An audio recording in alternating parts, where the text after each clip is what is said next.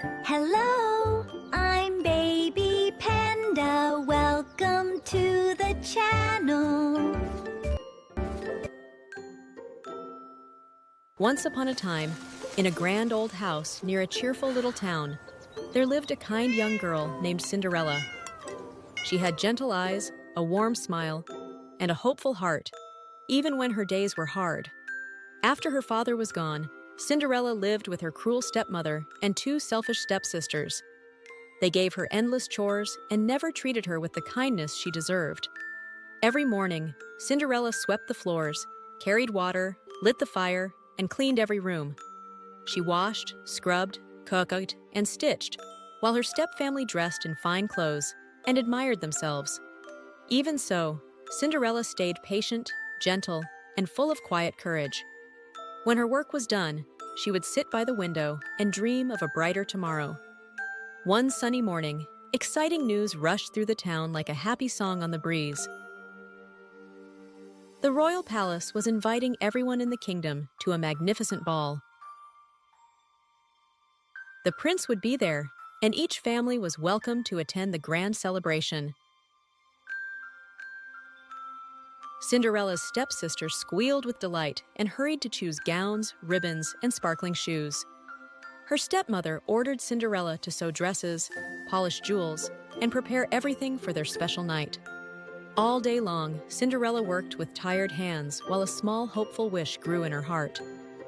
At last, she softly whispered, "How wonderful it would be to see the palace just once." When she asked if she could go too, her stepmother gave a cold and mocking laugh.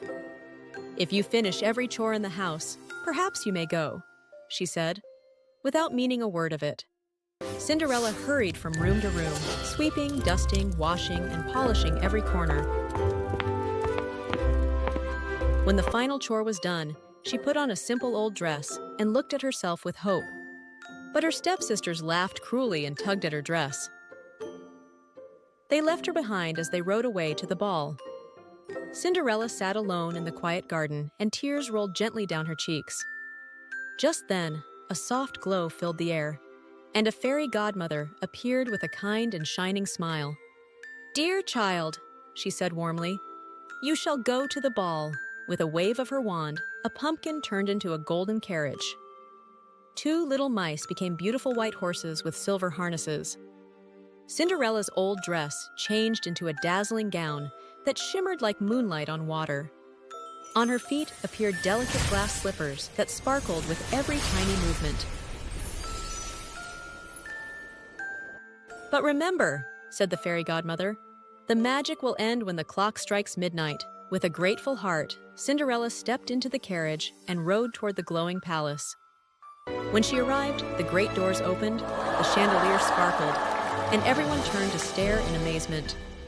The prince saw her at once, walked forward with a gentle smile, and asked her to dance. Together, they danced across the shining floor, light and graceful, as if floating on a dream. They laughed together, strolled through the moonlit garden, and Cinderella felt truly happy and seen. But then, the great clock began to chime, and Cinderella's heart leaped with alarm. "Midnight!" she gasped, and she hurried down the palace steps as the prince called after her. One glass slipper slipped from her foot, but she had no time to stop as the magic began to fade. The carriage became a pumpkin again, the horses became mice, and Cinderella found herself back in her old dress. The prince kept the glass slipper and searched the whole kingdom until he reached Cinderella's house. Her stepsisters tried and tried, but the slipper would not fit. And at last, Cinderella stepped forward and asked, "May I try?" Her stepmother protested, but the prince's helper nodded. The slipper fit perfectly. When she showed the matching slipper, the prince knew he had found her. Soon Cinderella rode to the palace, where she was welcomed with joy, music, and shining smiles.